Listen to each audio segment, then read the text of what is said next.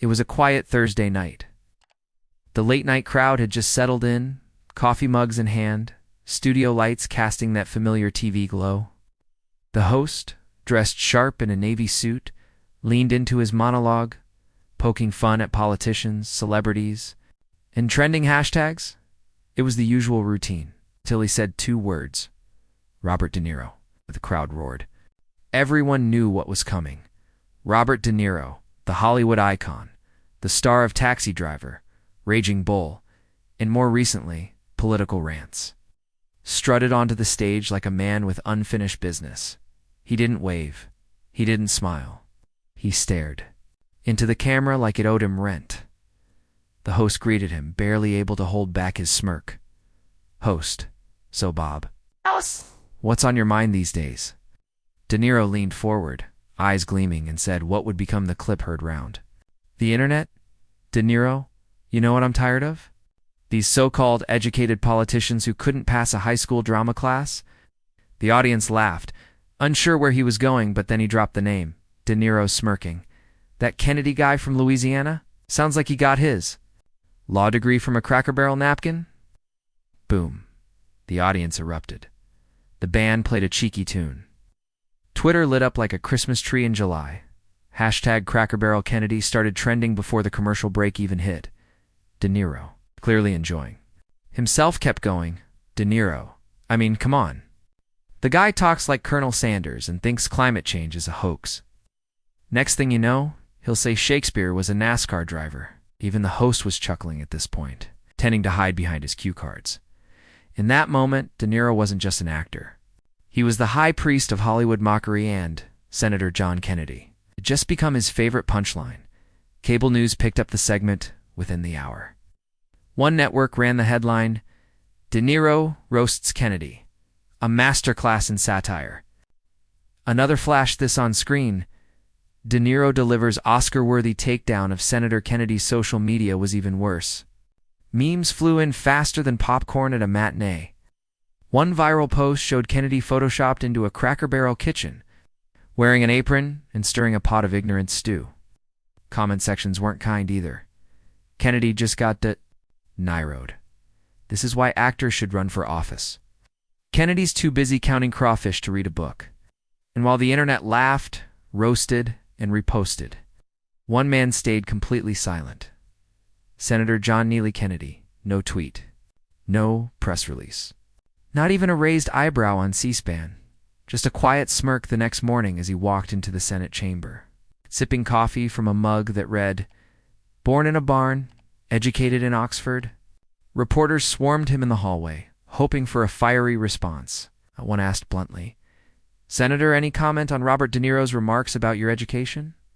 Kennedy stopped, adjusted his tie, and said with a hint of Southern steel, "I've been called worse by better.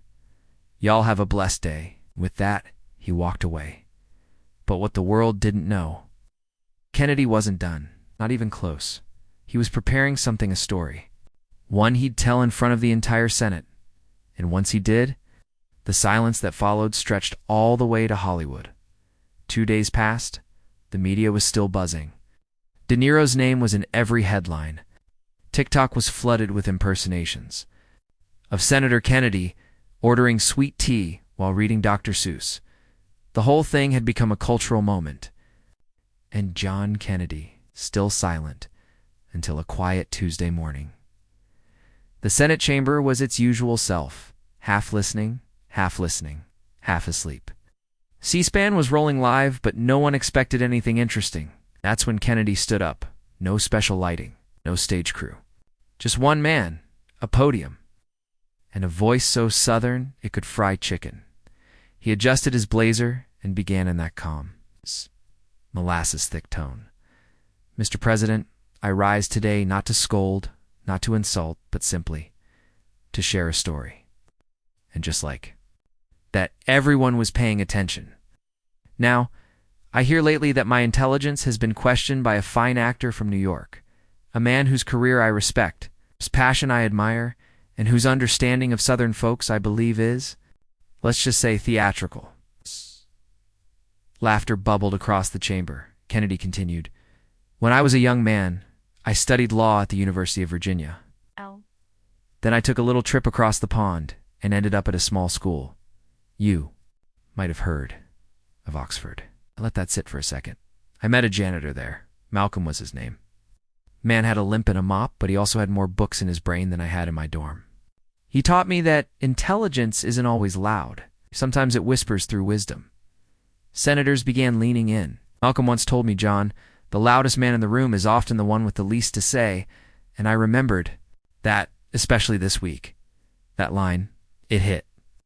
Twitter caught fire in real time. Even journalists in the press gallery started typing faster. Kennedy wasn't done. Not even close. Now, I may not talk like I'm from Los Angeles, and I certainly don't have a Hollywood star. But let me be clear. I've read more books than Mr. De Niro has played gangsters. Okay? And probably with fewer explosions.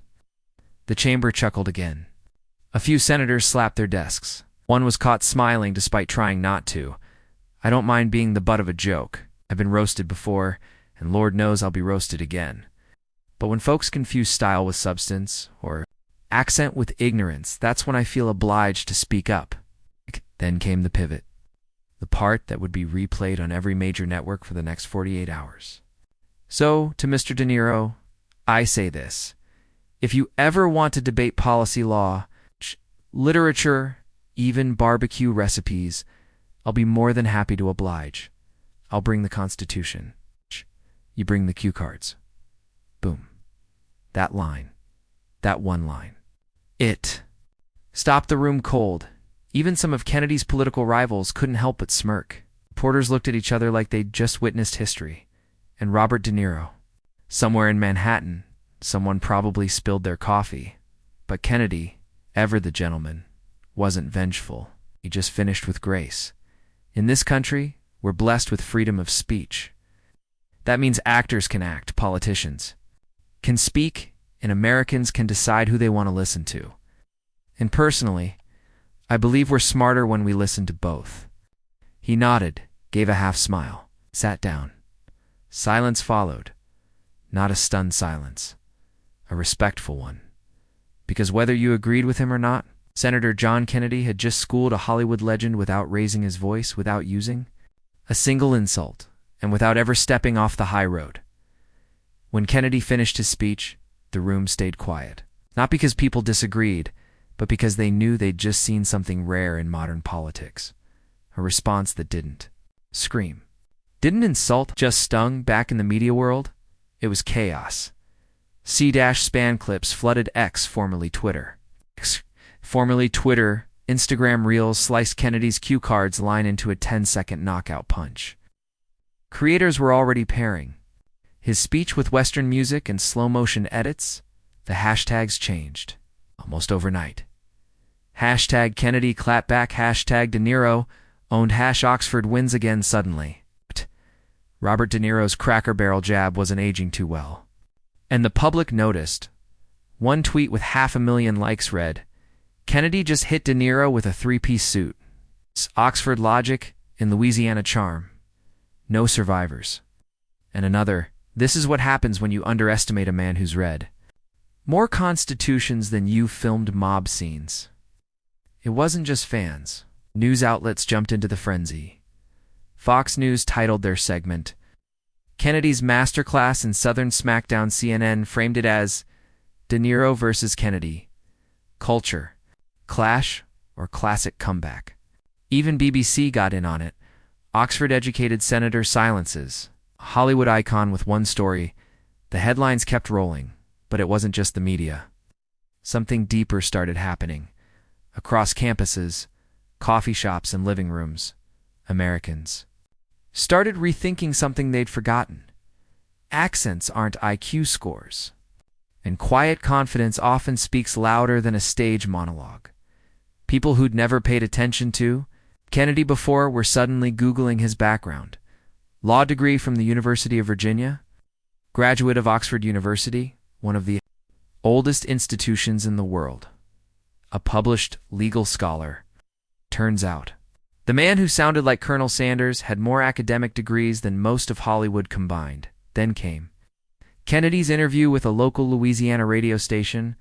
The host, clearly amused, asked, "Senator, what did you think of De Niro's comments after all that's gone down?" Kennedy, sipping what sounded like sweet tea, gave a slow, calm reply. "Well, I don't get upset when folks judge the book by its cover. I just make sure the next chapter speaks for itself." Gray drop.